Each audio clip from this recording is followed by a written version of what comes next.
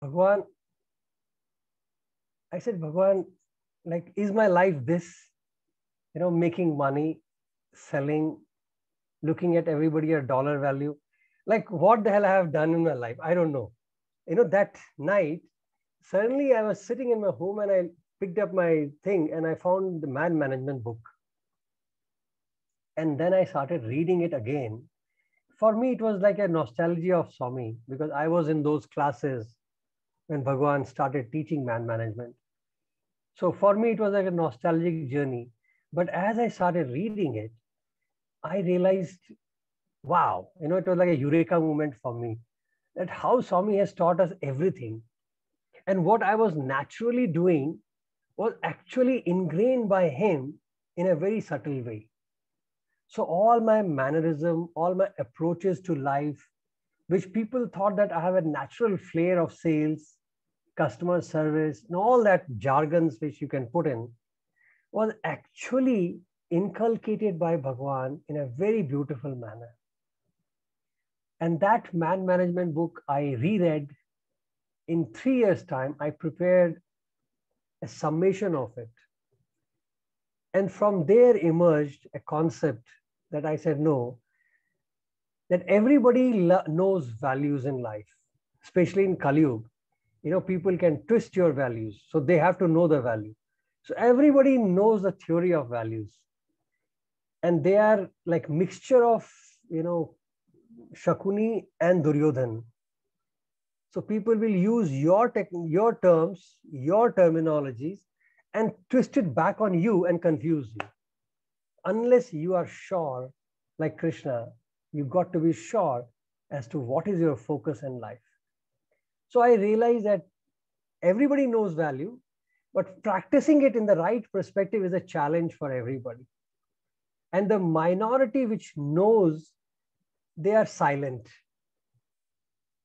And those silent people get overheard, they get drowned by the noise of chaos.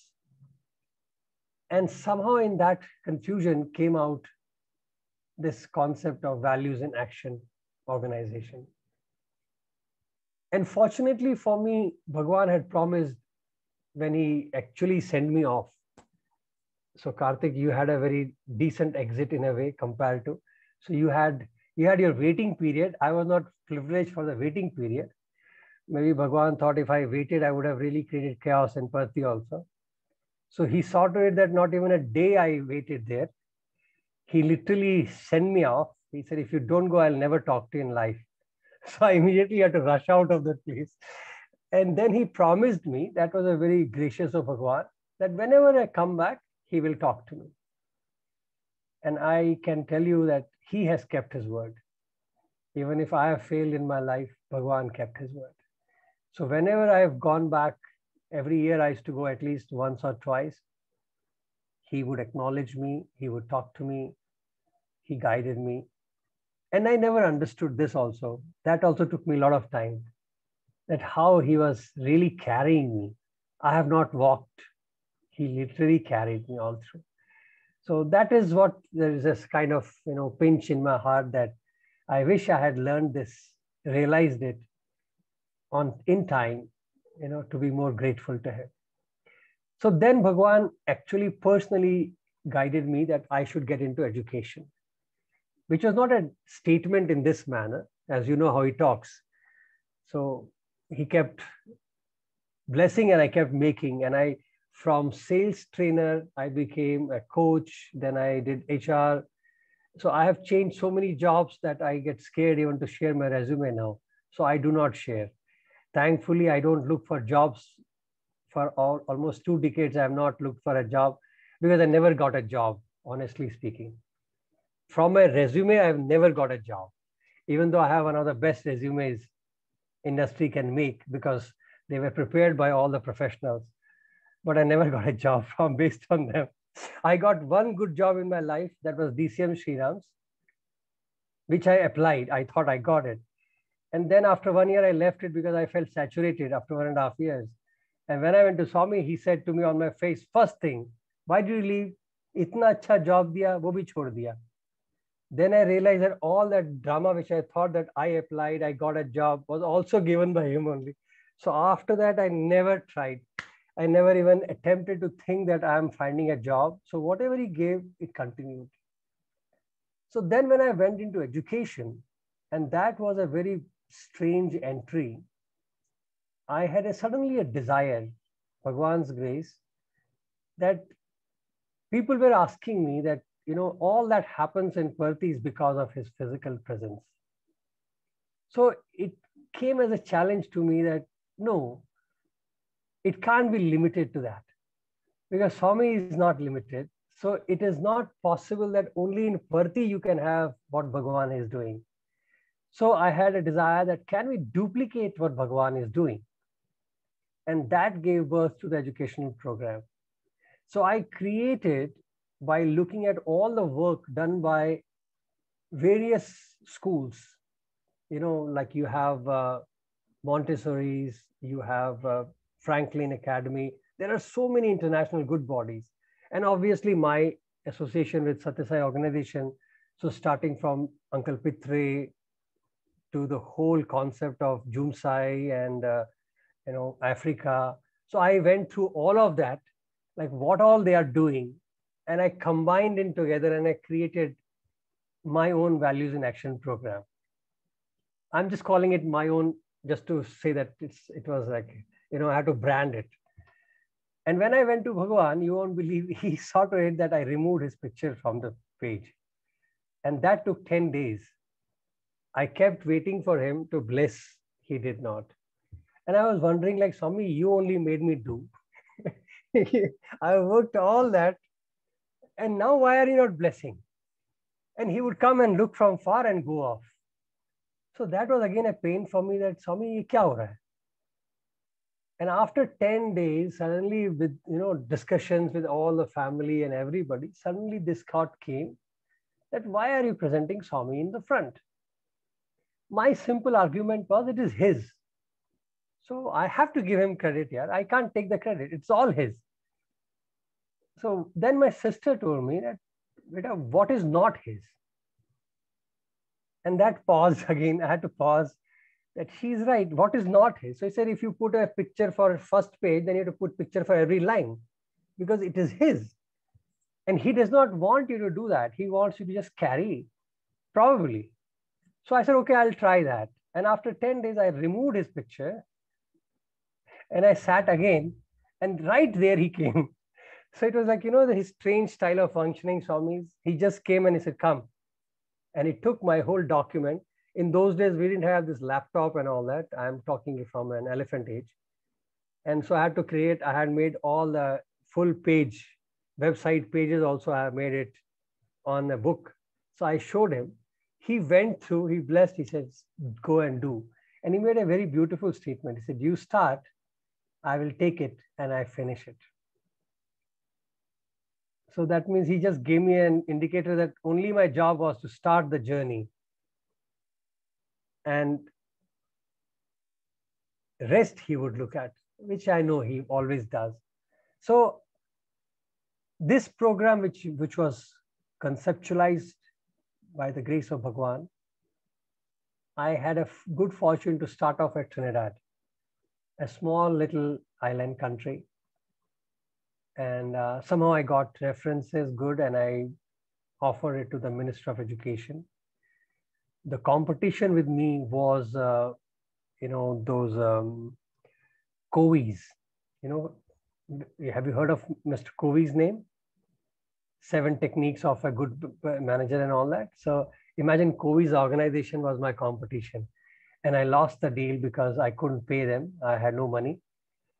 And after 2 years, when the Coveys flopped, they couldn't get any result out of Covey's, except they made all money out of him. Then again, they had a political turmoil. So to save their faces, when I approached them again, they just called me, said, okay, can you do what you can do? So I said, I will do, but give me a free hand. I'll give you the mileage you want. I don't care for name and mileage, but I need freedom to do the work which I want to do. Because my passion is work. Your need is mileage as a politician. I will get you the mileage, but don't touch me. And somehow the minister liked it. That is also, I think, God's wish. He gave me a free hand. So I became the consultant to the government of Trinidad, especially to the minister. And I had all the government schools of the country, I had access to them. So I could call any principal, any teacher. I could go into any school and start training them. And then it happened that, the way you had to customize this whole thing has to be done in a manner that it looks, as they say, a little bit neutral. So it has to be not speaking any language of any religion per se, and all that drama has to be looked at. And fortunately, they liked it. And then the journey started. So it was like if I show you this presentation and a little bit of glimpse of it also, you will say it's all Balvika stuff. Bhaiya, aap kya kar rahe ho? And literally it is Balvikas. So I have done Balvikas with corporates. I have done Balvikas with the governments, with the ministers. And literally I do Balvikas with everybody. And those who know Bhagwan, they laugh sitting behind that, yeah, you used Balvikas to, to train corporates. And I have used Balvikas to train everybody. Because literally Bhagwan ne jo hame diya hai, it is an amazing, amazing ocean. Even if we can scratch one little bit of it, our lives will be sanctified. And the whole joke of it is that, we take so much of time to believe in that fact. If only we can believe that our master was the supreme most. So whatever he says, for me, it's a Bible. It is like an ultimate word. So my job is now to use his words, and how do I present it? How do I justify? So for example, I'll give you a thought that as you're talking about the output part of it, Swami says end of education is character. I have systematically proven that how we achieve character. And I have used UNICEF for that. And I have used the country's educational philosophies and policies for that. So we can immediately, scientifically and objectively calculate character for the schools. And it's all done in our Parthi. So grade point systems and all that, how do you convert everything and create a structure which ultimately we can say, okay, you call them these 5 strands. Together, I call them character. That's all. So it was like a play of words with them, and we did the magic. So if you want, I can just take you quickly through a intro slides. There is so much, but let me show you so that you get an idea. It's literally a Balvikas thing. I'm honestly telling you. And that's why I said I didn't feel like sharing anything much with you all. But let me give you this. So I'll just take you through a small journey for you to understand how people have accepted this philosophy of Bhagwan, but little bit differently. So I have tried to customize slightly for you all because you can understand more than them. So this was just a punchline. I created it for people. People love to hear some statements. You just can't give them dry philosophy. So just teaching for me is not a profession, but a mission. And teachers teach the children and the learning happens. Because I always believe that when you go to the classroom, don't go with an attitude that you have something that you are teaching them. It's a very beautiful sharing concept that if teachers can really get into that sharing mode, then humility will come and learning will happen. Because children learn. That is their nature. If you just stand in front of them, they'll still learn from you. So it is all how you are spreading it, how you're projecting yourself. So that is the most important thing. And many people, when you go as an attitude of as if I know all, and these are small babies, then there is a gap, there is a wall between you and the children. And you lose the privilege. Actually, we as a teachers lose the privilege of learning and growing. Children will anyways learn. Whether you are there or not, they will learn. but we lose the privilege of that growth. So that is why I start with a little bit of this pep for them, which helps. And just, to give them an idea about how the concept, the Eastern concept merges. So what we call as education is basically delivery, shiksha, which becomes vidya, which originates from vid, which is educare. So the concept you all know, so I'm not getting into the detail, but just giving you a flavor of it here. And education, as you know, it comes from educare, which is a molding. And the balance which we talk about is that secular. See, till here we talk about it, right? And Bhagwan has really given us more into it, depth, when he talks about vidya and avidya. Now, this I'm sharing with you all, but to the Western concept, I don't talk to them straight like that. So there is a lot of layers by which we reach that level, but they appreciate it. They like spiritual and secular knowledge. It's a very important combination. Here I can also maybe share with you one thought, that this graph, when we created, I didn't realize it, but I have found that what should I say, the skew of Adhyatmic higher has a logic. And Bhagwan once said that if you have to give a negative example, or if you have to highlight something not positive to the children, then see to it that for one not positive, you at least give 8 to 10 positive examples. Because unfortunately, the young mind today, due to the environment or whatever, they glue on to the negative more. So, you can have the full movie with all the positivity. If you show one negative, they will always remember कि उसने ऐसे मारा, he hit him like that. So the negativity captures very fast. So whenever we give an example in the class, which is not a positive example or a thought, we must compensate it right away with at least 8 to 10 positive thoughts, so that when the child leaves the class, they carry positivity in them. So this is a very important element to understand. Then discussion on values is very important. In that, Bhagwan also made a very good point to me. He said, remember, you cannot teach value without God. And that was a challenge initially for me, how to invite God into the schools, when the whole West is saying, they pledge with God, but they don't want God in the school. So there was a big question mark for me as to how do I introduce God to world. And that is where Swami gave me the concept of human values, that would be an easy entry point. And I take human values initial step, but then I do introduce God to them. But I try to keep God as a concept rather than a figure. And but this is important to understand values which constitute that. So without that, you cannot teach values. So it's a very straightforward thing.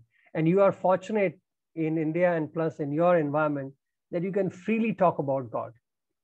And I would say use it as much as you can. So that is the way to reach, values and character of God. And then we have this normal thing, the traditional approach, value-based information to transformation, educate.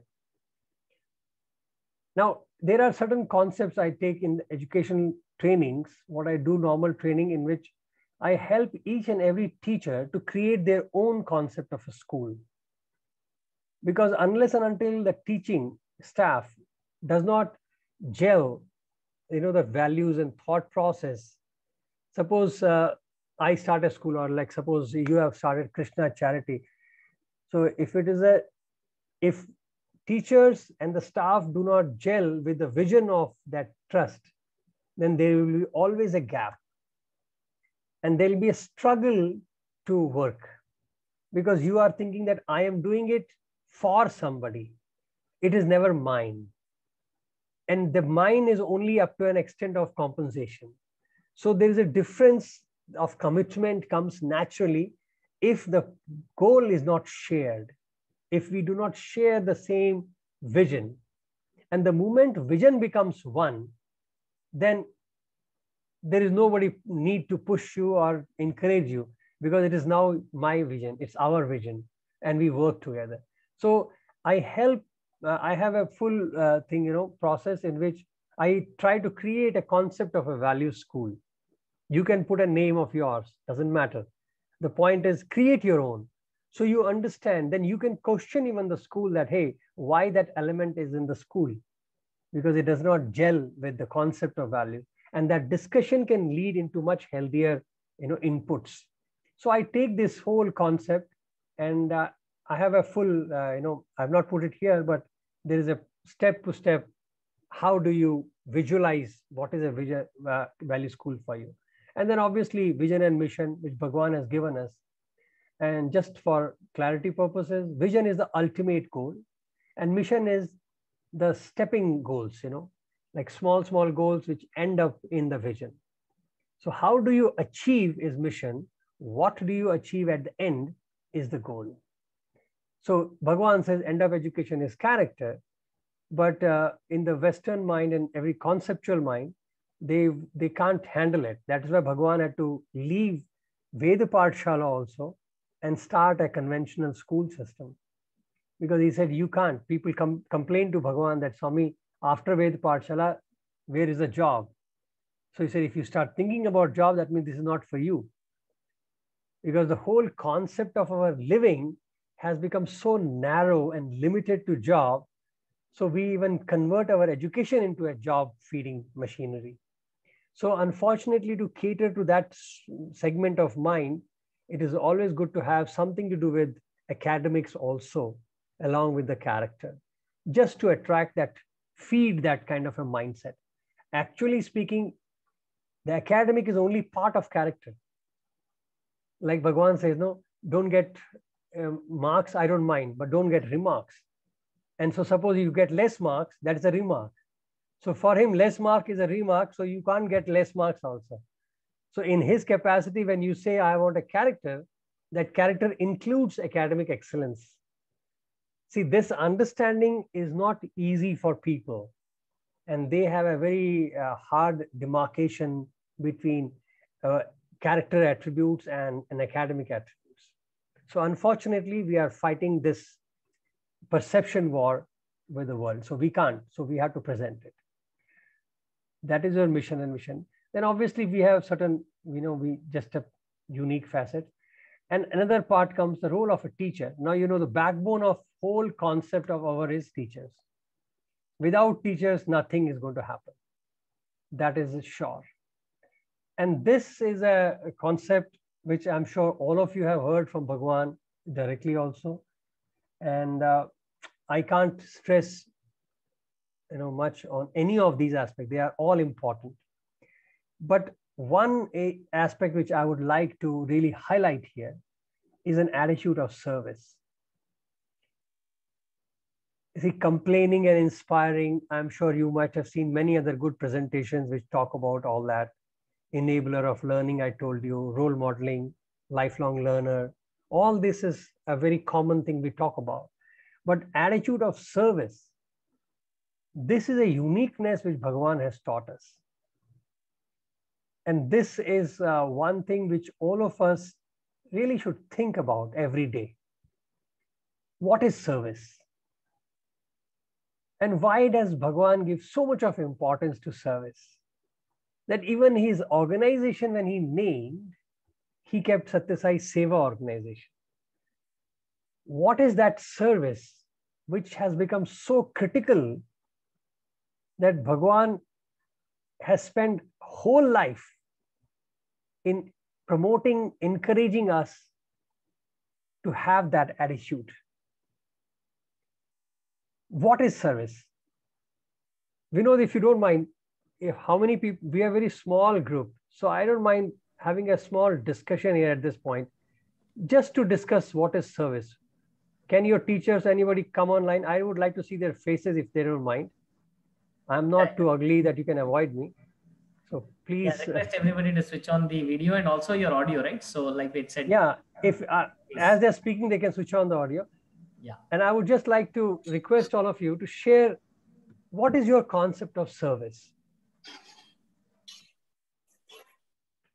All of you have been working in the most beautiful school. I would tell you honestly. I'm not saying just because we know they're sitting here and I love him, but that place is so fulfilling.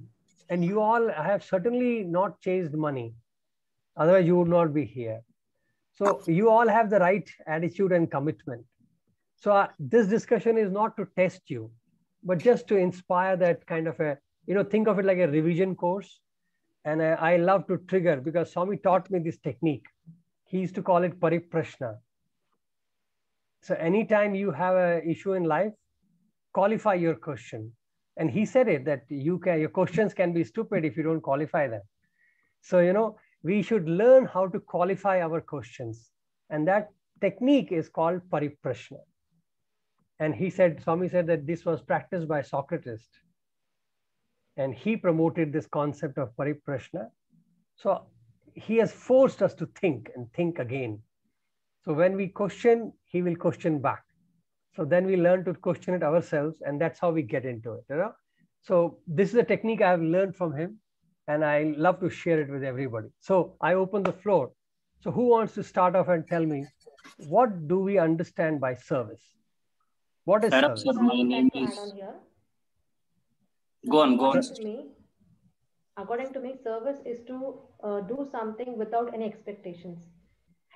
Helping others without any expectations in return. Fair enough. So we'll make a point. Sister Aishwari says that service is to helping others without expectation. Very good. What else? Guru Charan Bhai. Sairam sir, something similar. Working or contributing to others without any expectation is service in my mind. Contributing something to others without expectation. The same thing like sister said. Okay. Any other flavors to that service? Service is a mission close to God. Service is a mission close to God. It doesn't tell me what is service. So keep your definitions or thoughts. How do I understand and define? Like she said, service without expectation or helping without expectation. So that Can I add something? Yes, please. Sir, feeling the pain, what the other person is undergoing and responding accordingly without any expectations. Okay. So empathy without expectation. Very good. No problem. Sister, if you can smile a little bit, that will be more helpful. Thank you. I have a little problem. If you get serious, I get scared. So in my session, everybody should smile. Then I I feel happy. Yes, anybody else? Keep smiling. Smile is the most important thing in spirituality. Look at Karthik's smile. Look at him. Yes. Anybody else? So hi, my name is Shabina. Yes, ma'am. I believe service is about giving what is needed at those moments rather than giving what we want to give as an individual. So service for you becomes for the need and for the time at that time, right? Yes. Okay. So all of your thoughts are going in that same direction. Finding the need, helping others without expectation. So that is a broad trend you are following. Let me give you a little story. And then you put your definitions on test. Here you have Narayan Seva. In the West, we call it soup kitchen. There is a place where all the homeless people live. We go and serve. So it so happened, one day, youth was organizing it that time. And there were some young youths, friends had joined in. So youths had said, can we include our friends? I said, sure, why not? If the youths are interested, why not join us? So we all went, and our style is to go there and cook with them. So we will carry vegetables, all the spices, everything. And then there is a kitchen in the shelter home. We use the kitchen and we all go and sing songs and bhajans, whatever comes ahead. It's like a fun fair, everybody goes and youths are there. They'll cut vegetables, they'll have dress up. Now they are all dressed up nicely, so it looks like as if they're having a party there, but it is fun. So they cut the vegetable, they made the food, and then they stand in the queue, and all the beggars come in line. All the homeless, I shouldn't call them beggars, the homeless people, they come in line. So it is not a like Indian style of environment. It is more they are rags, they are in rags, but they come. And then we have a style of serving. So they come, it's like a buffet style. They come and take the food, and all these kids, our old youth kids and their friends, they are all serving. And then I encourage them after they have served that take your plates, you also eat, and go and eat with them, to get a feel of it.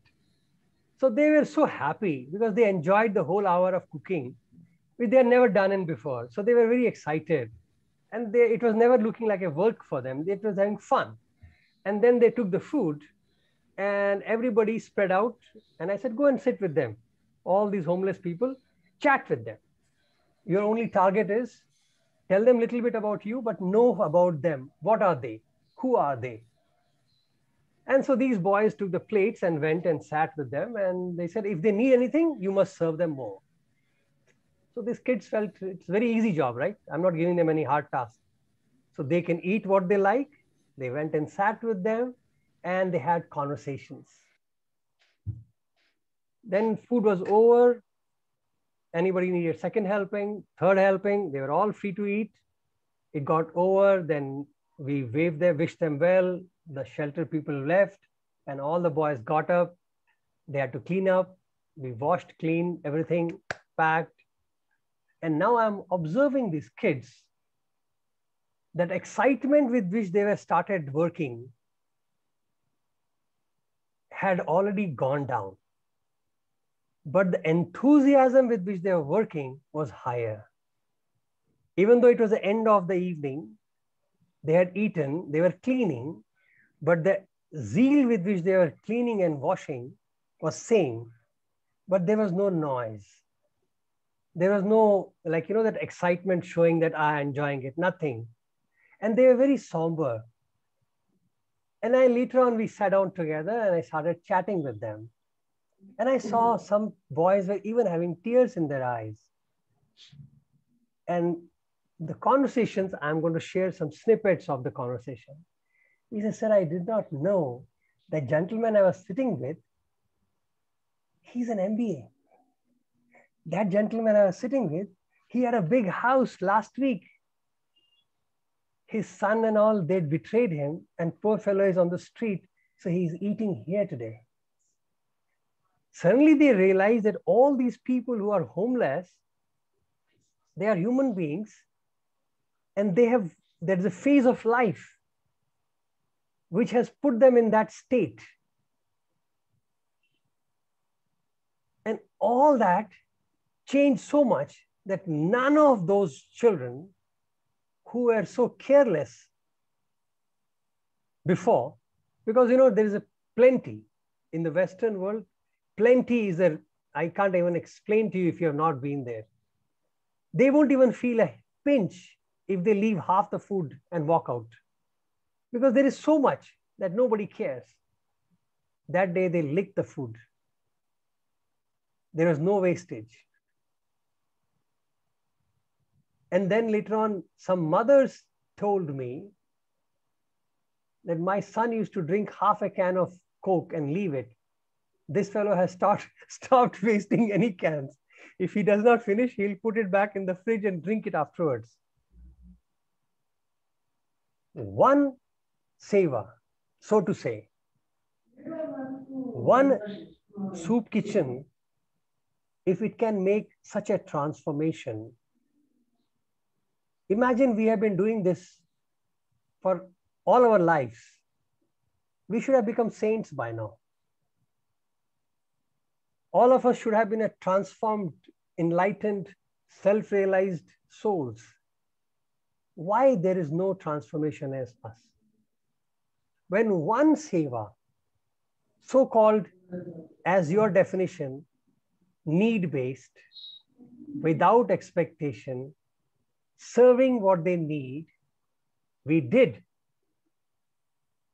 And that created so much in them, why it didn't create for us? First question to think. Second, I asked them that, beta, if you had not given them food, would they have gone hungry? And for that, I did a test. In Chicago, one of the centers is known for soup kitchens. When I say they are known for soup kitchens, is because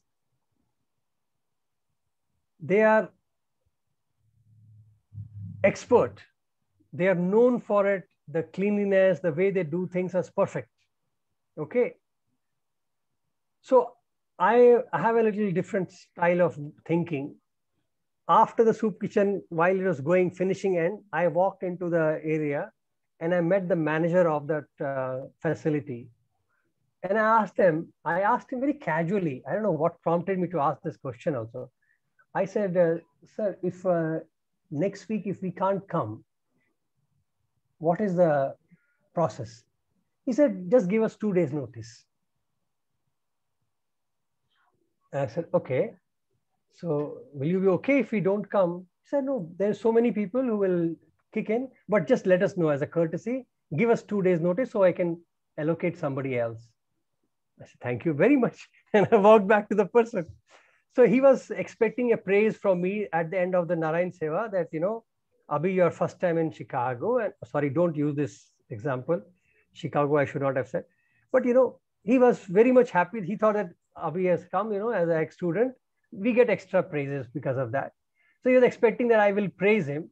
And I did compliment him that, bhaiya, very nice, very beautiful Seva. And I just kept quiet. But he kept coaxing me. He must be expecting that I will give him some kind of a feedback. So then I said, you know, I happened to talk to this man, your manager. You have been serving in the same place for 20 years. And he says, if you want to leave tomorrow onwards, just give him 2 days notice.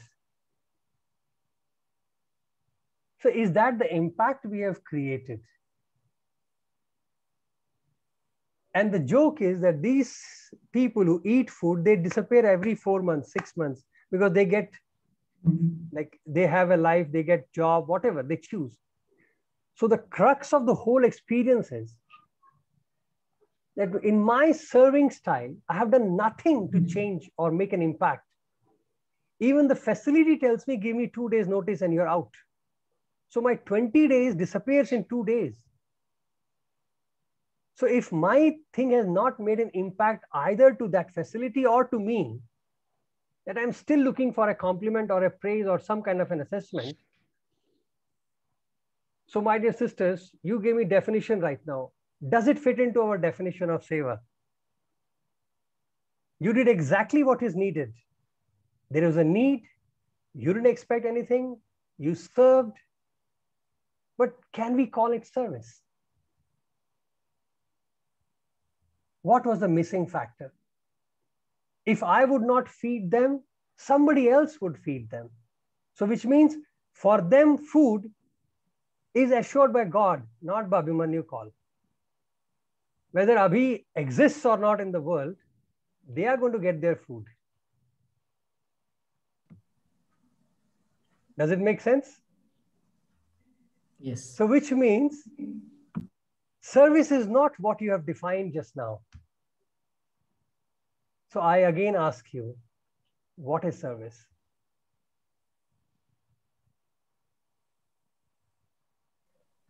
So helping ourselves to realize God in us.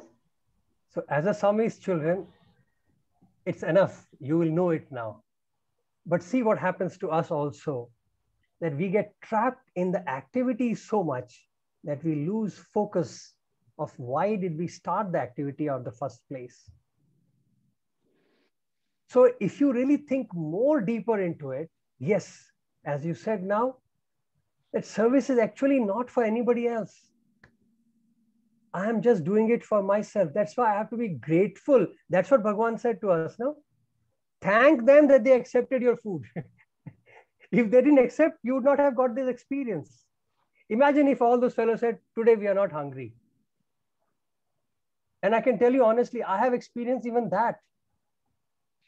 One day in Parthi, we were distributing blanket, and one fellow said, I will not take blanket. He is shivering. Under a stairs, he's sitting in Anantapur side, and we have his blanket at night, 12 o'clock, and telling him, yeah, take it. He's saying, no, I won't take. So I was like, what is wrong with this fellow? And then I remembered Swami. I said, man, this is a lesson for us. Now I have to beg and find out why is he not taking. See, we have all the air that I am going to distribute at night. We have gone out as a students. We are going to distribute. All that disappeared. And the beggar says, I won't take. So I'm like, hello, you are in India. You are sleeping on a street. You have a plastic cover on you. I'm giving you a good blanket, a new blanket. Why on earth would you refuse? And the sailor says, I won't take. Don't disturb me. I'm sleeping. It was a shocker to me. Then I called my other friends. I said, maybe my Telugu and my Hindi is not working out. So I had to call some pure Telugu fellow to convey. And he started talking to that man. Enduku Babu, what happened? After 15 minutes of coaxing him, he got bugged. Actually got bugged. Because he said, you all have broken my sleep. He got disturbed. And I said, Babu, I am only requesting, tell us why you don't want to take. We can see that you need it. He said, because you are looking for vote and I won't give you vote. So then we realized, oh God, he is thinking we are from some political party trying to canvass for him. Then he said, Chur Babu, we have nothing to do with anybody. We have been sent by Bhagwan to give you a blanket. Oh, Sai Baba, leave, go. So can you imagine that? And when he took it, after half an hour of whole activity, I said, thank you, Swami. The realizations come to us in a very different ways, very funny ways. That service is not what we do for others. Service is what transforms us. So unless it works within, without has got no value. So the whole concept he changed. Then again, he gave me another insight into service. He said, my life is service. I don't serve, I live, right? Now, where does Swami's style of service fit into our definition? I am doing for my improvement. Why is he doing? And if he's doing service, then he can't be the same definition because he doesn't need improvement. There is nothing for him to improve or discover for which the Lord is into service. So that means the definition which I realized as a definition that it is for my self-improvement, the action I do is service, again got changed. Because my Lord says, it's my duty to serve you. Swami says, it's my duty to serve you. So that means my Lord is doing service. Then the definition that service is self-transformation activity again falls. So again I open to you. Now tell me, what is service?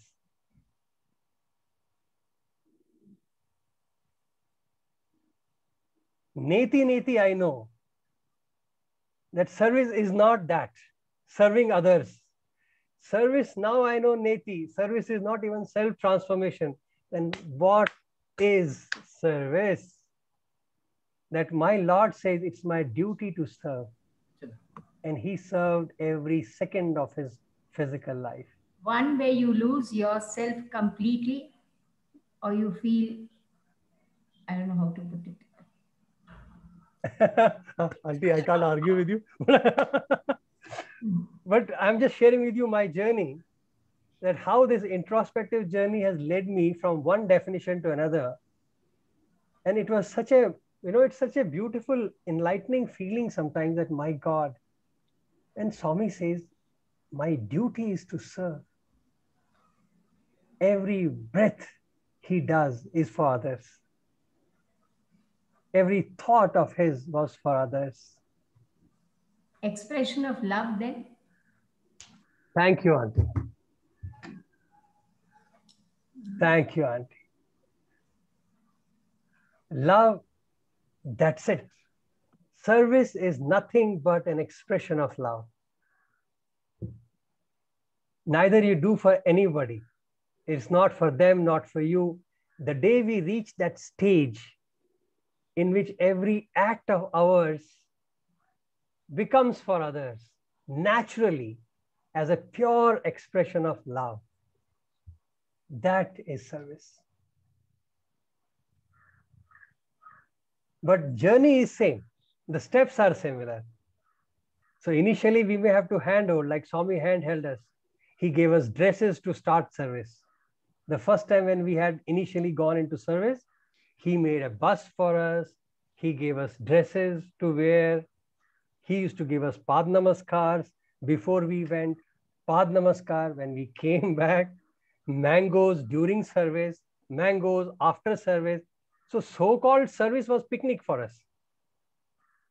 But we thought that, we are doing service. What did we do?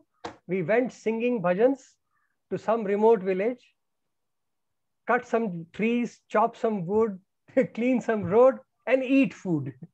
Swami put the food in the bus. He came with food.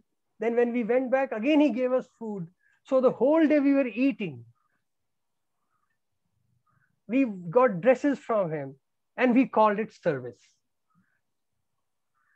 Much later we realized he was hooking us and he was preparing to cook us. So all that drama of, Pad Namaskars, mangoes, all that was not service. It was hooking for service. Then he said, go and do, it's your duty. One day he scolded us that, Emra, if you don't serve others, you're not worthy to be called human beings. Two. So we were shut. Okay, that means we had to give. Then we gave and came quietly. He said, so what is the big deal? If you help your brother and sister, should you ask for Pad Namaskar? So we lost Pad Namaskar from that day. Because he said, what is there in service? This is not service. If you help others, that means you're helping your brother and sister, you want Pad Namaskar. Shame on you. So we lost Pad Namaskar that day onwards. He kept quiet. Then again we had gone and he said one day, very sweetly, he said, do you brush? I said, what? Do you brush your teeth? So he said, Swami, Narayan Seva, village upliftment program and toothbrush. How is the connection? What is the connection between Narayan Seva and brushing your teeth? And Bhagavan very sweetly said, you brush every day? We had to nothing but nod quietly. He said, yes, Swami. He said, so should I give you namaskar for that also? And it just dawned on us that, my God, what is he saying? That the way you brush your teeth, so you serve. So it is as natural as that. So why do you even ask for anything, acknowledgement? Do you ask a compliment for your dad that I brushed my teeth, so please pat my back? So why do you even think about acknowledgement that, Swami, I have done this? That's your duty. Do it. So look at it from where he took us in a systematic manner and then hit us that it is an expression of your being. We have to reach a stage where every act of ours becomes a service. If I keep quiet, that is service. If I smile, that is service. Like for Bhagavan, the very act of taking birth itself was a huge service to the humankind. Just by, the amount of sacrifice, if I may put it, it's a very narrow word.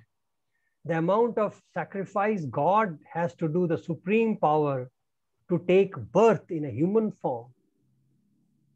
If I put that in one side and all that, what he has done in his human endeavor, that birth itself is huge. That birth itself is a huge task. So the very act of a birth of an avatar itself is a huge sacrifice. That shows how much he has limited himself to come and bless us. So his coming out for darshan, another act of service. His talking, his standing, his walking, everything was a self-sacrifice and gratitude to all of us. So imagine his being itself was an act of service. And probably he expects us to become that. It's a huge, I would say, a destination to arrive. So Auntie was right, that oneness is service. So the whole culmination of life is oneness. Do you feel one? That is important. Does it make sense? Yes, sir. When there is love, there is no difference between us and others. We are all one. So it is just an activity. If we do it as an activity, like you said, but with love, there is no I or there is no them. We are all one. So thank you for this. True. Okay. I can. Okay. After that, whatever we do now, it's like, that's why I'm taking liberty with you all, because I know all of us are from the same fraternity, same master. So we can afford to share a little bit. Our college had a very unique activity of village service program. In the Western countries, they realized this importance of service in the community. In fact, no child can even graduate from their school, forget college, even school, unless they have allocated themselves for certain activities. So they have certain number of hours that they have to volunteer. So if you integrate that into your school program, it helps. So what we did was, I'm sure like today, your school has taken a lead and amazing work for COVID. So that's why I said you all are anyways doing wonderful. But we have done it in a, we put it in the system that every school can learn how to give back to the community. And for that, we have, our colleges had self-reliance programs. So through them, we can integrate children into the school activity. And then we have a parenting volunteer program. And this is a very difficult implementation, because especially in this part of the world, because parents usually are non-cooperative. It is a very tough time to encourage them and inspire them. So I mix these things with the parenting program. So I do value parenting program, and that inspires them to at least come to school and listen to the school. Otherwise, people only think that dump the child and pick the child. In the middle, kya ho raha hai? Don't bother. But here our purpose is that we have to involve parents somehow in the process of education, because then only the impact on the child will increase. If parents are not involved and engaged, then they will never appreciate the effort which a school like yours is doing, because they cannot comprehend what is happening. They cannot comprehend the amount of effort a teacher takes to really make a little difference in the life of a child. And unfortunately, the child is only for a certain hours with you. And then again, it goes back into the influence of the world, parents and the society. So volunteering parenting program helps to bridge this gap in a most logical manner. So we start with a kind of, roughly around 6 to 8 hours in a month, or if you want to start a little lighter, then you can say, okay, 8 to 10 hours in first quarter. So it does not sound much to a parent. They can come for half an hour, or 1 hour, whatever they have time, but they allocate. So we put a calendar for them, and they can volunteer in any activity of the school except where their child is studying. So the parent should not be allowed in the class of the child, but they can help in other teachers. So it could be helping the small children to go to washroom and come back, or just to support a teacher in the class, or to even create activities. Sometimes we give them, can you make 10 photocopies for children and come? Or can you draw this, because they have to do activities in the class. So teachers' workload can be shared through the parenting program. And then we have that council, parent council. I'm sure you can think about, you must have it. So parent council helps to coordinate these things.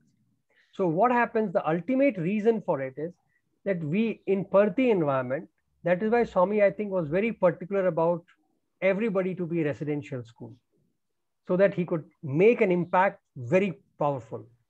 If we went home and came back, then whatever time taken will be like triple. So here it was so controlled. He knew that the children have come, finished, cut them off from everything. And that is how he could really make this beautiful transformation system. So to compensate that, we have to work out certain, via media. So volunteering program of parents helps. And there is a step-by-step you can do it. And you can create a roster. Parents can sign in. And those parents who sign, you give them some kind of an acknowledgement. It helps them.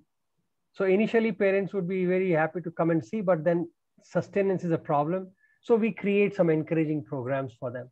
So that is a importance of, and I call them under social mandate, because I presented that as if you are not helping me. I'm giving an opportunity to join you for your child's development. Aapka bachcha hai yaar, mera thodi hai. Ultimately, you slap them like that, hey buddy, you should know. So I should not be the only person to see your child grow. So when he spoke first time, when he walked first time, when he did something first time, it is we are enjoying. You as a parent have seen nothing. You're getting a secondary intuition. Here I'm giving you an opportunity to come to the school and see how we work. And if you like something, please take it home, so that the child gets a similar environment both sides. Otherwise, the child is torn between two environments, and he will always take an easy one, which satisfies his senses. So you have to, you can play with words, you can do whatever, but important thing is to plan an activity. How do we engage parents? Okay. So that was your social mandate. Let me give you a little, this is a flow chart I have created, Vinod. I hope you all will enjoy that. This flow chart actually is a summation of all that, what I do.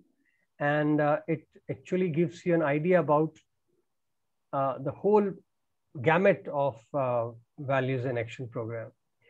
So basically it starts from the Ministry of Education's vision and mission.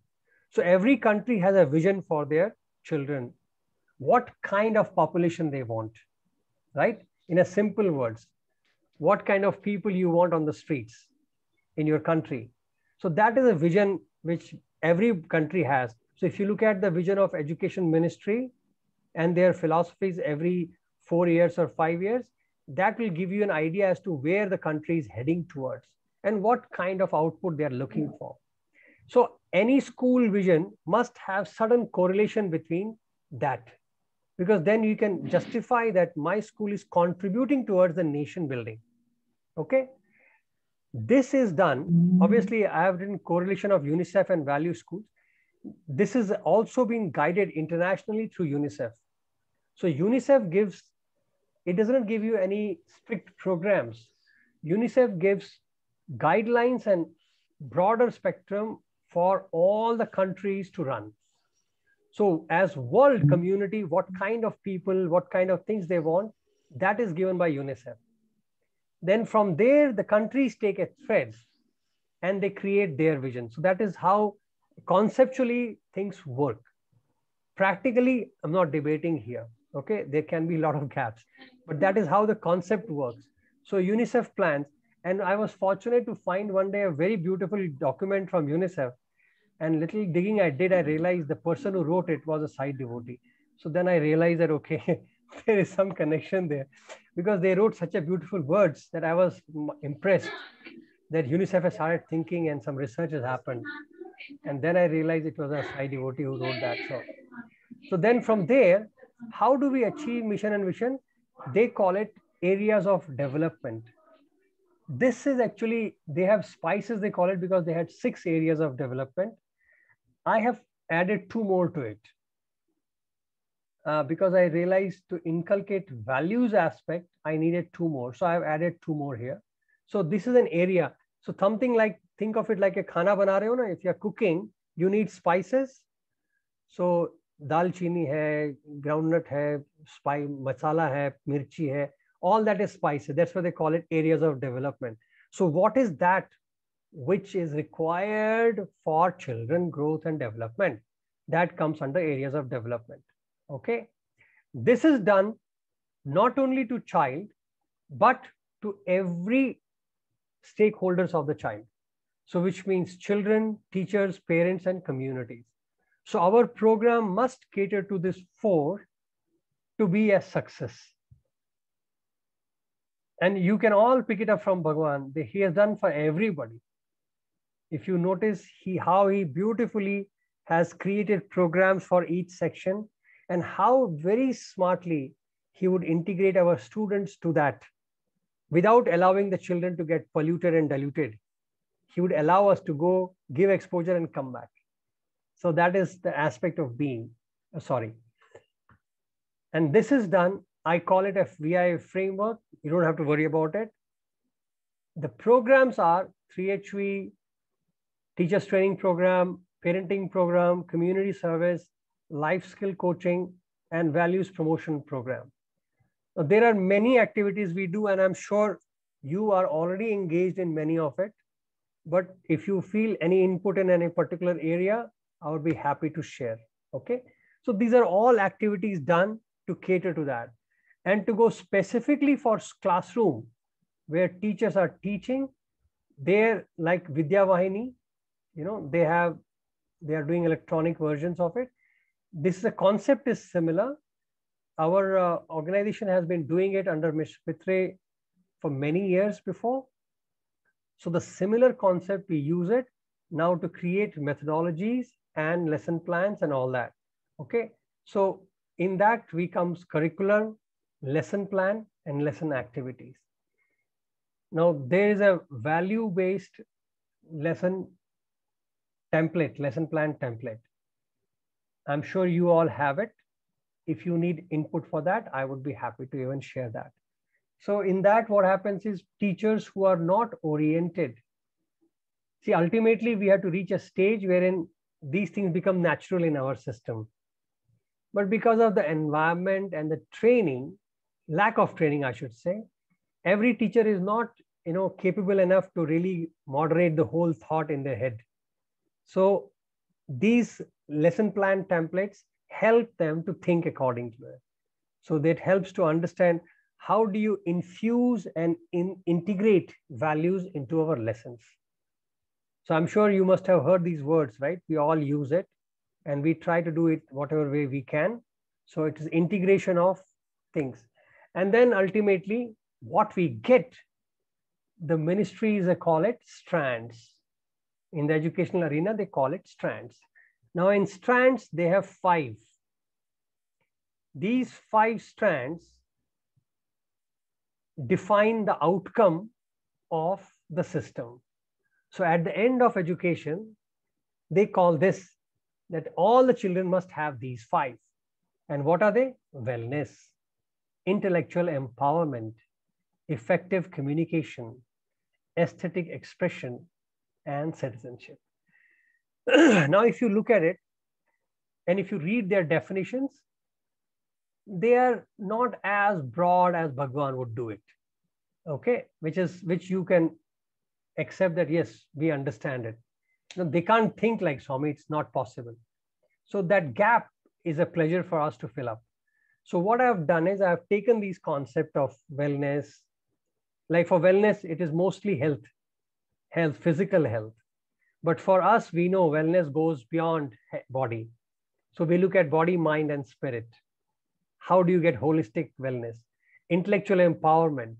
It is not just the power of using intellect and contributing your intellect for the service of society, but it also to know that your intellect is used for the goodness of everybody around. Like Swami says, technology versus technology, all that comes in empowerment. And empowerment has a basis. When you say, I want to empower my child, it is only based on the exposure a child gets. You understand? Then only he can make decisions. Otherwise, you are just spoiling the child. Effective communication. So communication is not just delivery of item and acknowledgement of it. It becomes effective when we have empathy, compassion, care attached to the communication. Aesthetic expression is not just drawing and painting. It is also the feeling of conveying your innermost feelings with care and concern for each other. And obviously citizenship. And Bhagwan has done summer courses on it. He has done youth camps for it. To build the self-esteem, you need to have pride in yourself. And that is citizenship. So these are strands. So when I look at this and I say to people like, look, imagine a person who has all these five. Imagine a child graduating from your school who is well in body, mind, and spirit, who is empowered to make decisions, who can communicate lovingly, obligingly, and nicely, who can express himself aesthetically, and who is proud of his culture. I said all this together, I call them character. So for me, I have proven that end of education is character. So logically, I can convince them that, look, this is what I'm promoting. End of education is character, because these strands are for me. And all these five strands can be measured. You can create programs to, put a quantity, quantify them. So the moment I can quantify them, then it becomes acceptable for people. So I don't say a child is good, but I justify why I say he's good. Because I have certain measurable, quantifiable areas of goodness. That could be his punctuality, his volunteering spirit, his helpful spirit. So I can create programs to measure those things. You understand? So see how we can play around. So basically, this is the whole gamut. So I think I've taken enough time. Why, Karthik? So maybe this exposure will be good enough for you to start off. I hope it helps, Karthik. Sorry. No, I was saying, please go ahead. We're with you. Please go ahead. Yeah. No, I would think that this is a good starting point. If you have any questions, all of you, I leave the floor again open. So let me know. We can discuss further. And as I've shown you the whole spectrum, in case, Karthik, you feel that we can discuss, if you wish to discuss something in particular, then maybe we can again meet up and take it up further. Correct. See, one of them that we are struggling with, sir, I like the strands one particularly, because that is like an outcome, right? In a sense, like that's what we are looking to. So if we work backward from there, see, one of the challenges we feel is in terms of effective communication. Many of the students can communicate, but they essentially do so in monosyllables. And this becomes very important for us in the context of, we are trying to do a program called virtual parenting in the current context.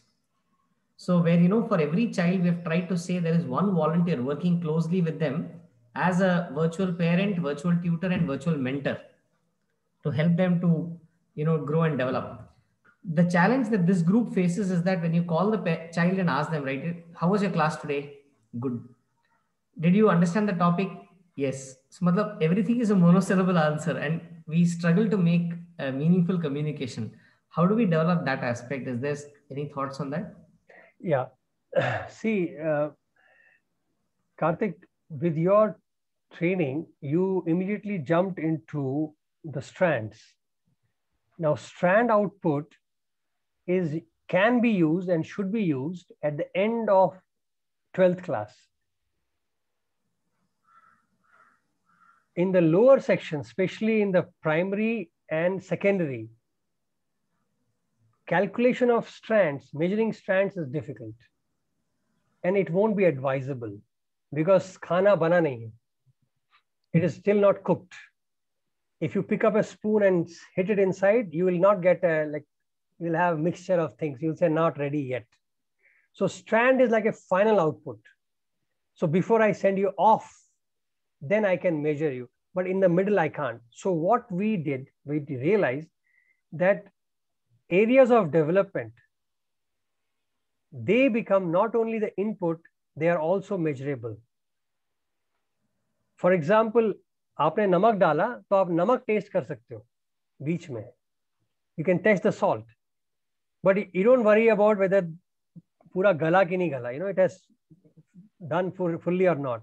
So what we have realized that for the maximum period of schooling, in the middle, areas of development itself becomes the measuring tool.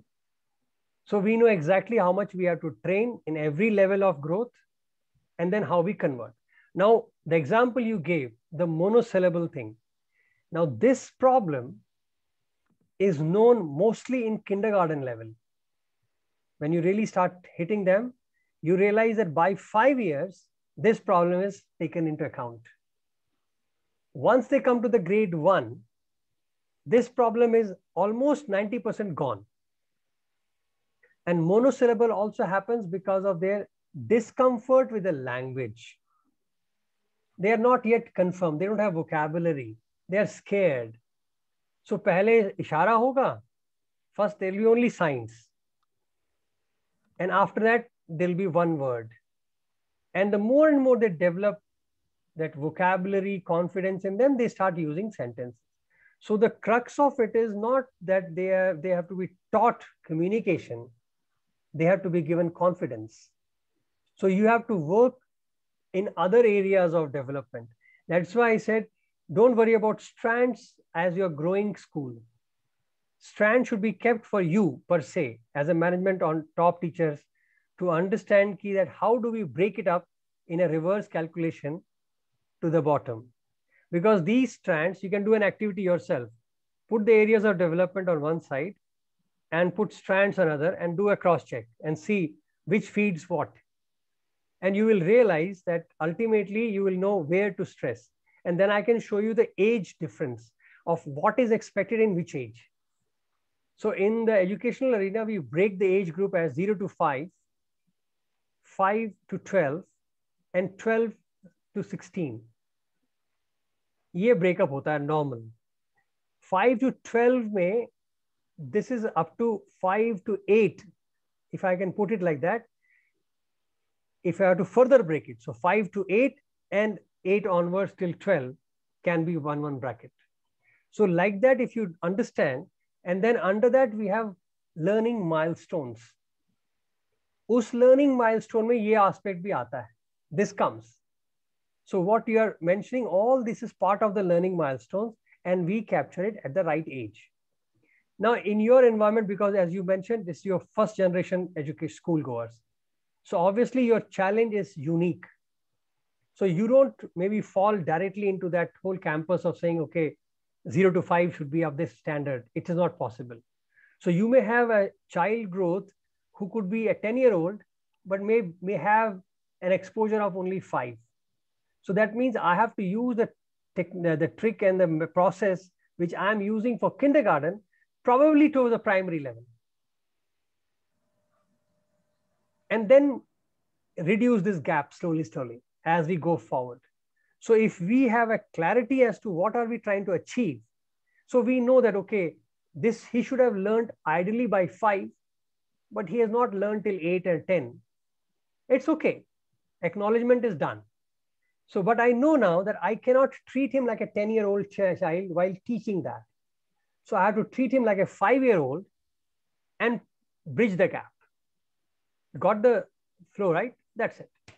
So that is how we use areas of development. And from areas of development, we do all that. So uske andar pura program hai. Then every area of development has own lesson plans, has own like strategies, assessments, measurements, everything. And every year we catch that. Okay. So this particular year, and of course last year also, one of the big challenges is that students are not face-to-face in school. So which means, again, with this background of the students, one huge challenge for us is we're still trying to explore whether something like a Google Meet or a Zoom will work, but the chances are not very high because they don't have high-speed internet and stuff. So last year, for example, we said, we will share videos which are recorded videos so they can watch it on WhatsApp once it is shared with them. for those who watched, it made a difference, but not too many watched. That was one challenge we faced. So this year again, we are going back to saying, teachers write some notes, let students also look at those notes and study and so on. But any thoughts on what could be done? Because one of the number one challenges we face is parents are not too keen or will not follow up. They're keen that the child is in school, like you rightly pointed out. Morning to evening school, he's in a safe and secure place. But beyond that, they're not too concerned. So how do we break that barrier? Honestly, that has been a challenge across the world. People are facing this problem, and they are finding ways to bring children to school. What I have implemented in Indonesia right now is that, we broke the class into half to maintain the social distancing and all that drama. So what happens is we give an option to parents to send their children to school at least twice a week.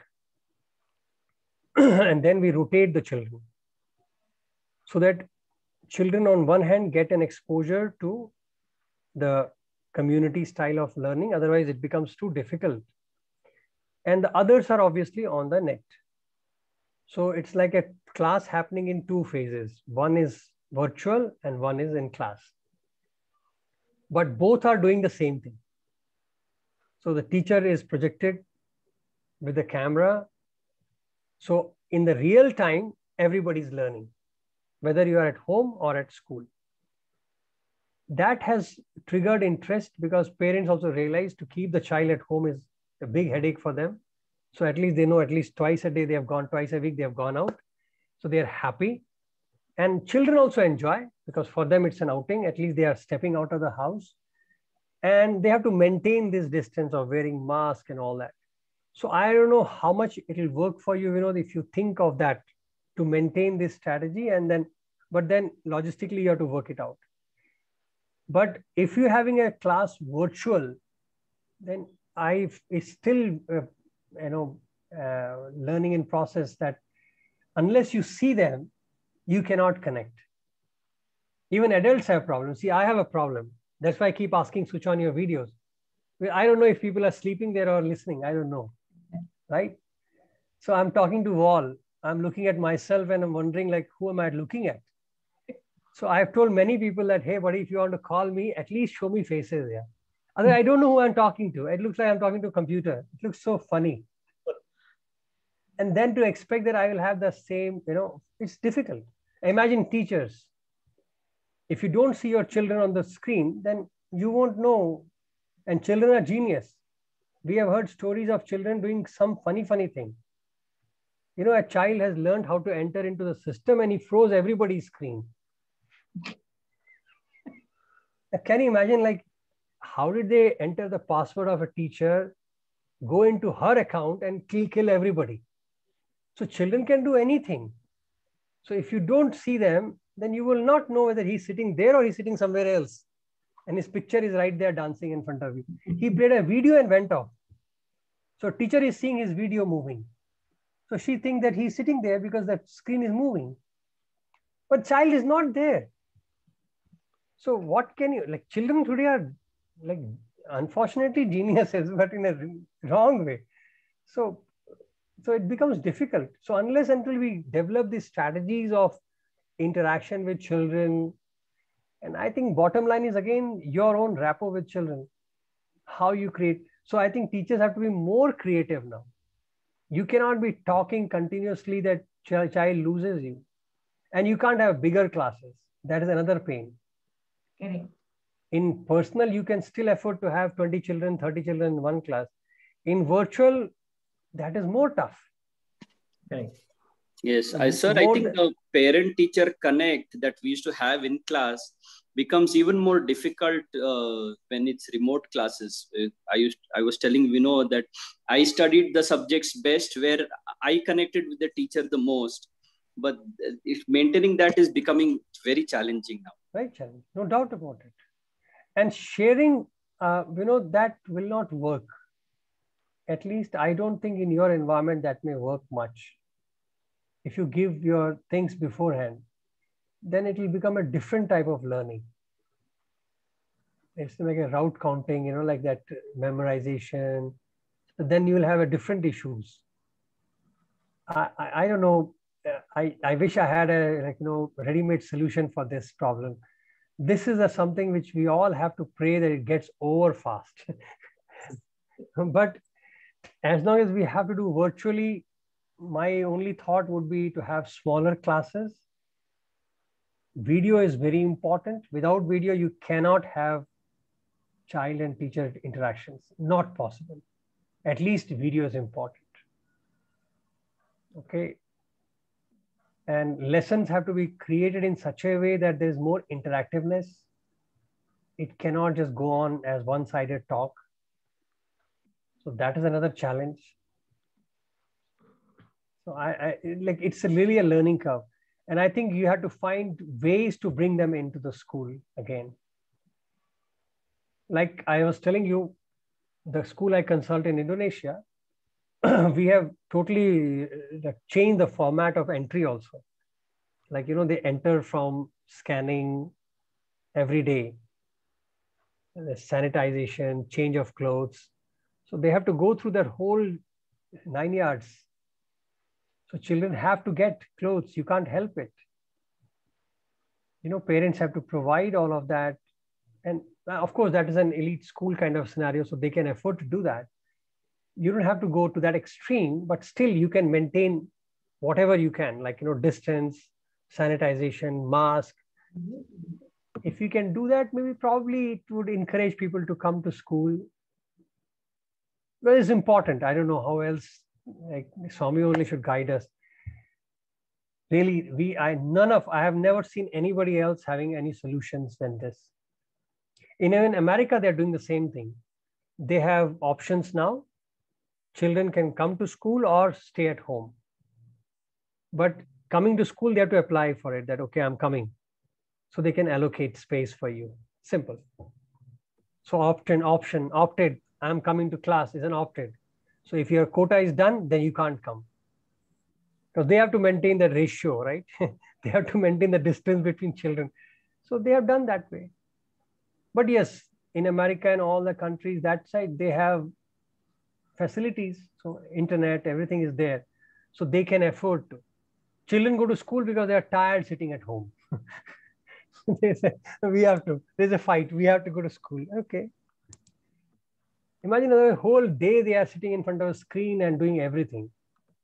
So they just want to go to school and meet their friends. Yeah, it is tough on the children. It's very tough. Yeah. And I don't blame them. I don't blame anybody for that matter, because what can you do about it? And I don't know how long it will go on. That is also a problem. We don't know. So we have to literally prepare ourselves for virtual, but think of an alternative on this side. And for virtual, you have another challenge, because they are all village children. So internet is a big problem. Internet. So I don't know. Yeah, device and internet, those are the two big things. Yeah, I do that adult education, for teaching English and all that. Even parents don't have. They use phone. Correct. So on the phone itself, he's talking, he's looking at the lesson, and I can't see him.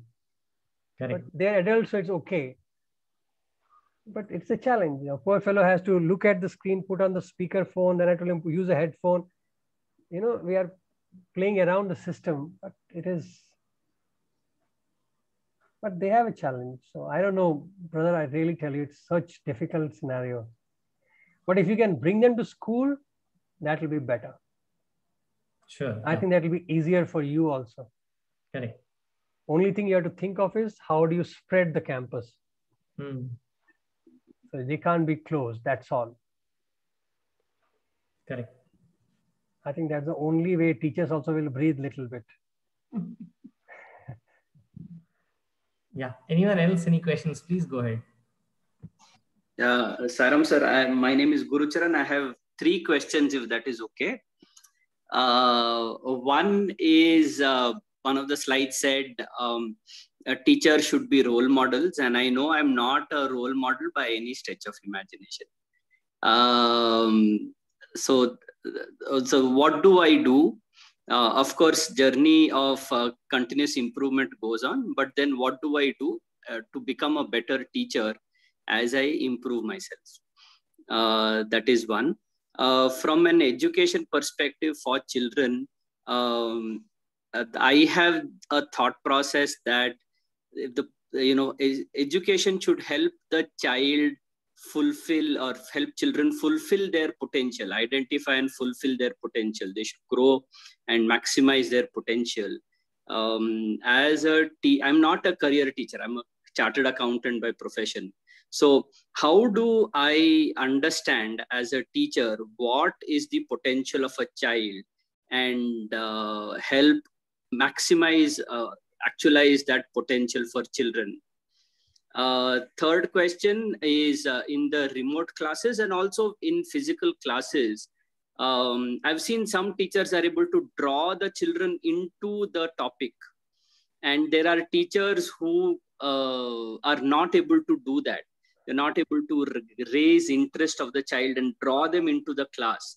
So especially remote classes, I see that the child is distracted even before the class starts, and that distraction continues right through the class. So especially remote, I don't know if you have any tips or tricks to help us draw the attention of the child into class and retain that attention span through class.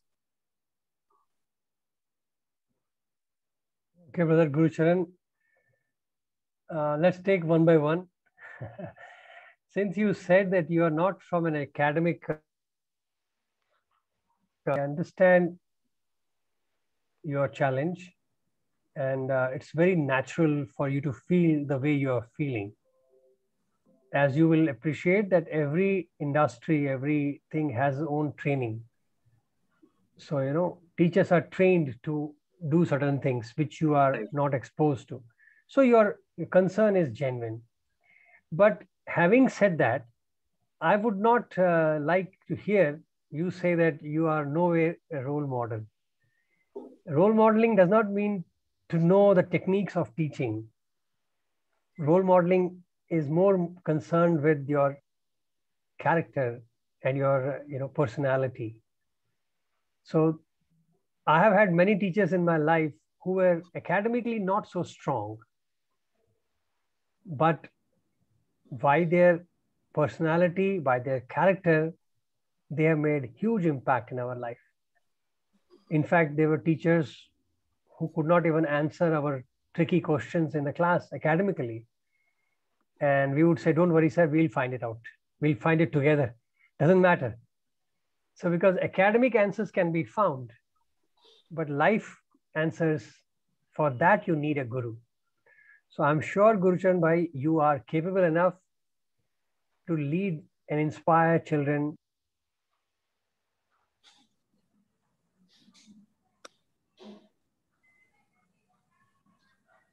I will try, sir. Not that personally, that's what I meant. I mean, even in those aspects, we all know we all have flaws, but it is a journey, and I will continuously try. Yeah, Brother Gurucharan, just a moment. I think Brother Abhimanyu just got disconnected. I'm guessing Okay. he's joined back.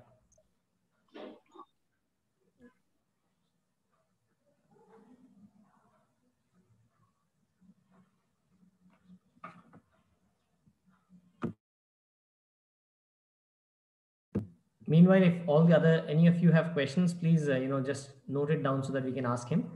We clearly have another 15 minutes in this session, right? So any questions are most welcome.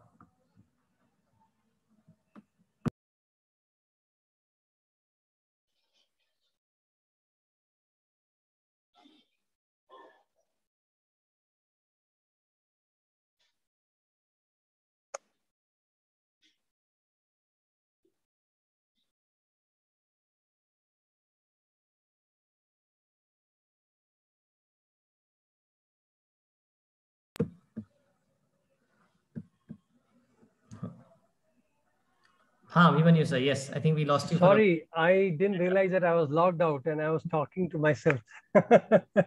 No. We heard you till the point where you said that Brother Gurucharan is definitely capable of being a role model. And just to let you know, right, he's also been an alumnus of. Yeah, I read that. Huh. I was just telling Gulshan Bhaiya that, okay, I'll repeat again. I don't know how much I spoke and you heard. Please do not go to the class thinking that you are not a role model. There are aspects of a teacher, and you must understand that children role model is not based on your academic excellence. It is based on your character. Children learn from the person, not from the subject. If they like you, they will learn the subject also. If they don't like you, and you can be the best teacher in the world, children will not learn so much from you. So the trick of the trade is your passion for children. That's why I made the first statement that you teach the children, not the subject. So don't go to a classroom thinking that you're a math teacher or an English teacher. You are a teacher of the child. So if the children love you, then you just stand and they will learn the subject. Okay. We had many teachers in our lives who could not answer our complicated academic questions, especially in the higher classes. Because higher classes, we also start thinking, right? We don't accept whatever is told.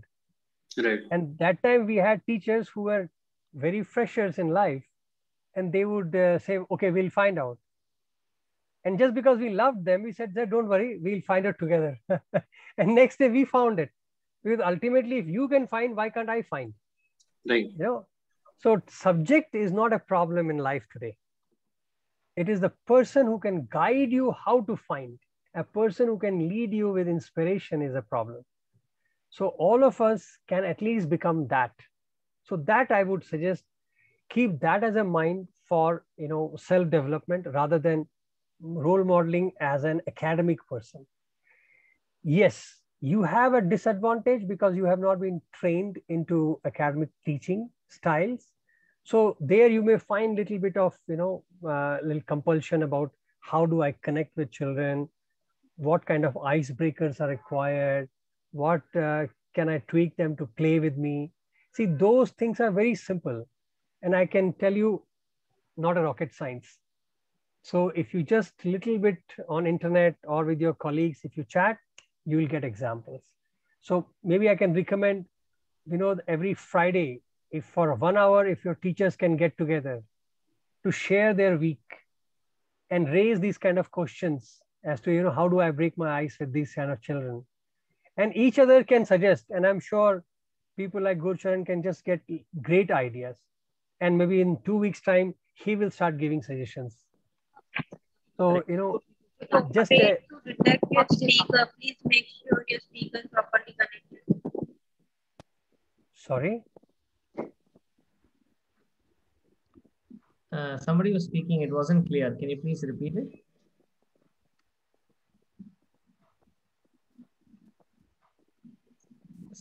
Was there somebody trying to say? Sir, am I audible? Yes, now you're audible. Dr. Rajeshwari, please go ahead. Yeah. Sir, I have a doubt.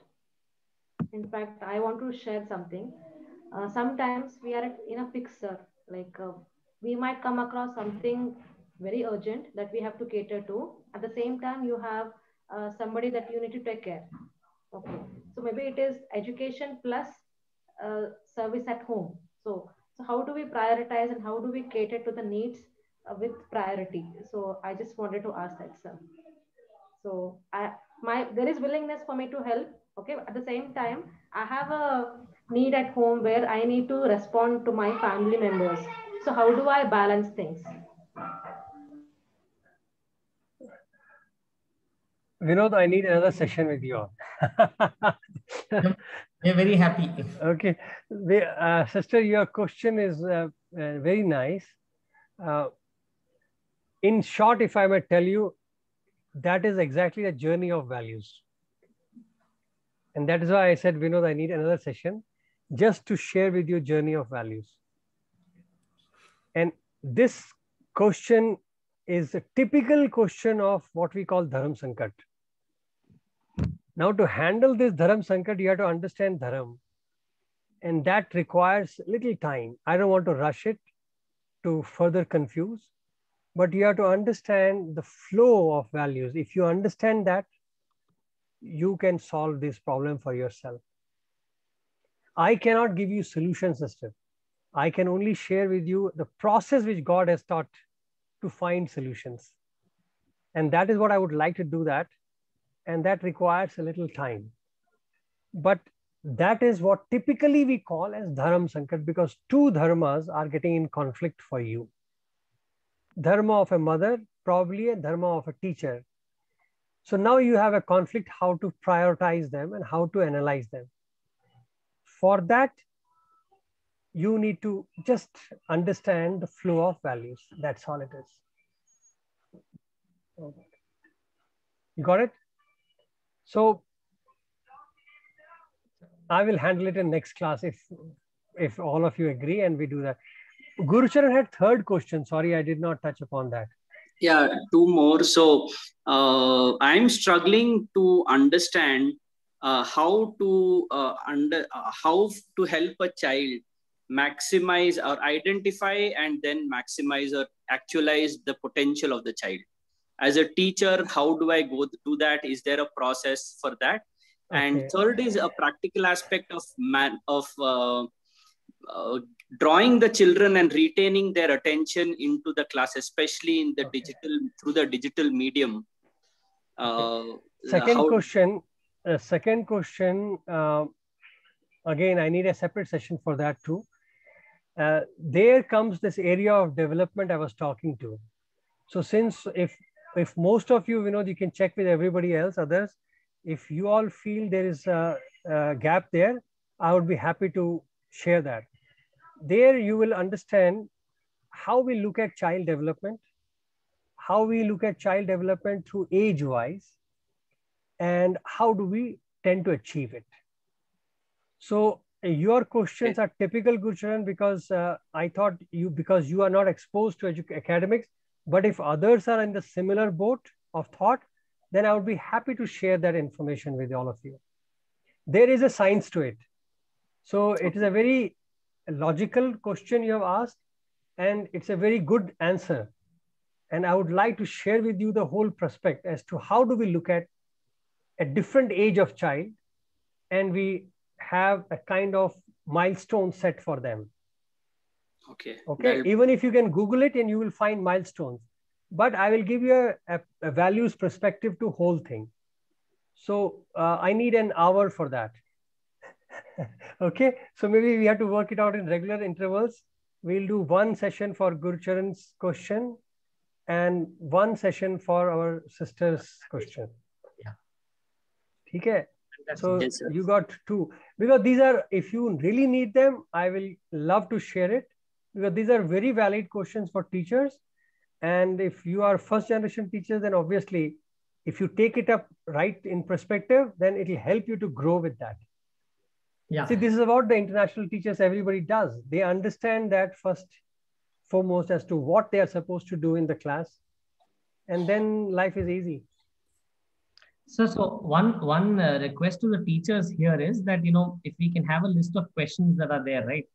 Then we can try and consolidate some of these questions into multiple sessions, because that will be fantastic. And the second thing is, our school has been really blessed because there are so many volunteers also who join in with aspects like virtual parenting, and they interact with students. So possibly in the following calls, we would also try and invite them if they are available to join into this session, with your permission, right? Sure, sure. Yeah. I mean, we were only bothered that your time may be... value parenting, yeah, time we have to work it out. I can't promise you that every day we'll do, but yeah, we can do once in a week or whatever. Value parenting itself is a very beautiful course. Right. My challenge has been that I don't find right people who can take it up afterwards. So my style has always been, wherever I try, that, when I teaching these things, I want to create, train the trainer kind of a concept. So I can hand over to certain group of people in your group who can further do it later on. Right. But to find those people has been always my challenge. So in every country where I do, I always try to pick up from their team some people who can take it forward. Unfortunately, only in Indonesia, I found one person who is leading now, who's doing it again and again. So it is not easy. That is my only concern. Agar aapko koi hai, I'll be more than happy. So value parenting, very, very important. That will help you to understand how to integrate these parents into the system and help them to become a good contributor in the education side. Then you have sister's question in which you are looking at journey of values per se. And I will club that with the age development of children. So you will understand how we look at child development. And then brother asked this question about how do we identify the areas of child development and how do we integrate them. And that is your areas of development. So we can include that also. So that is separate. So we got 3 sections right now. Yeah, more than happy. Okay, I don't mind. Aap dekh lo. So this is a good question, brother, but it requires a little bit. But trust me, do not stop yourself in what you're doing. Your passion itself is enough to carry through.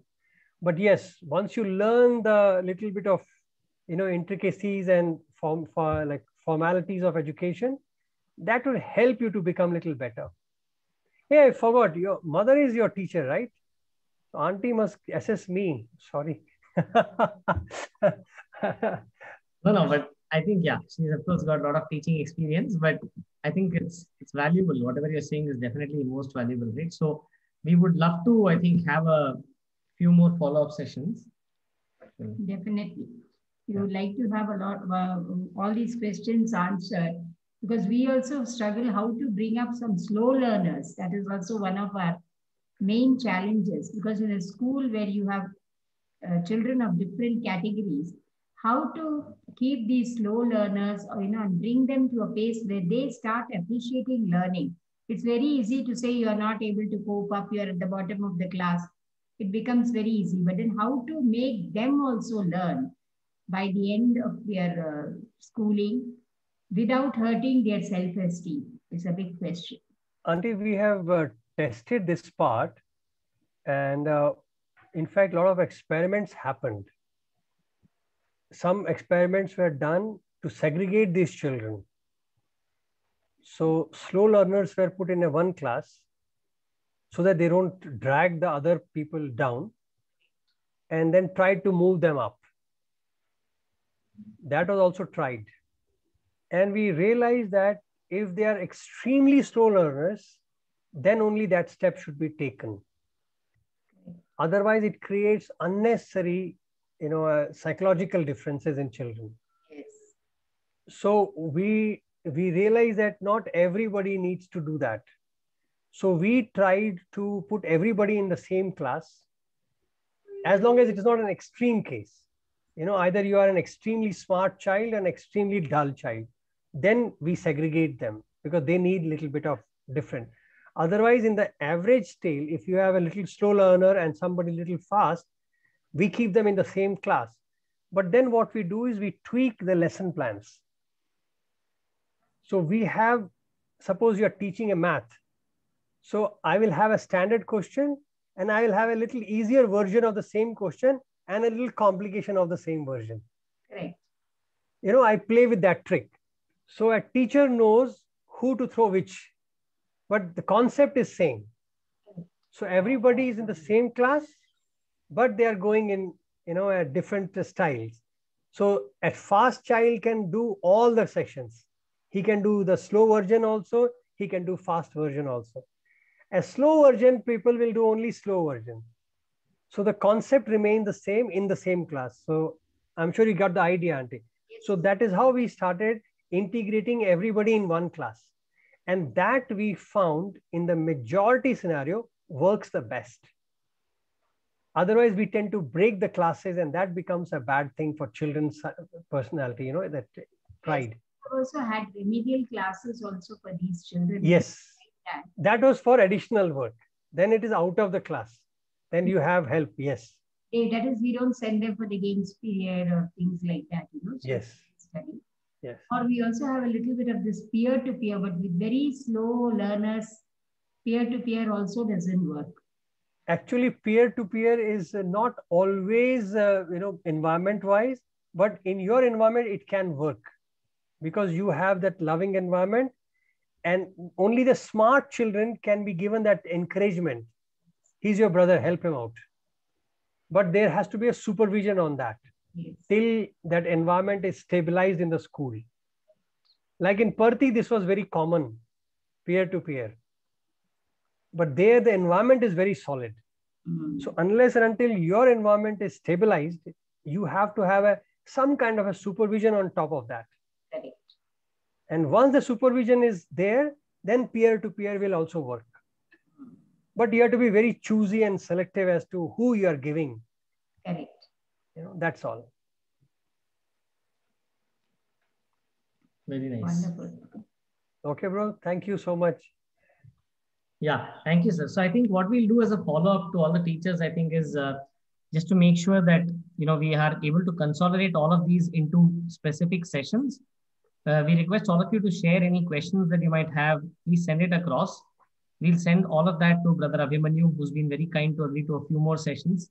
We are not going to keep a count on those sessions as of now, sir. I think we'll keep them going as long as you're available. And hopefully, you can then address those in multiple sessions. And we'll try and see if a few more volunteers who are helping us out with the whole process. So some of them may not be into hardcore teaching, they may be into video making and so on. But nevertheless, it's going to be very helpful inputs for all of them. Sure. Sure, not a problem. Anytime. Okay. Thank you so much. I'm grateful. We usually close with Samasta Loka Sukhino Bhavantu. Sure, please. If you do that, sir, please. Yeah. Samasta Loka and Om Shanti. Jai Bolo. You want me to do it? Yes, sir, please. Oh. Om Samasta Loka Sukhino Bhavantu. Samasta Loka Sukhino Bhavantu. Samasta Loka Sukhino Bhavantu. Om Shanti Shanti Shanti. Jai Bolo Bhagwan Shri Satya Sai Baba Ji ki Jai. Thank you, sir. Thank you very much. Thank you. Yeah. Thank you, and look forward to the next one most eagerly. Excellent sessions. Yeah. Thank you. Thank you. Thank you. Sai Ram. Thank you, everyone.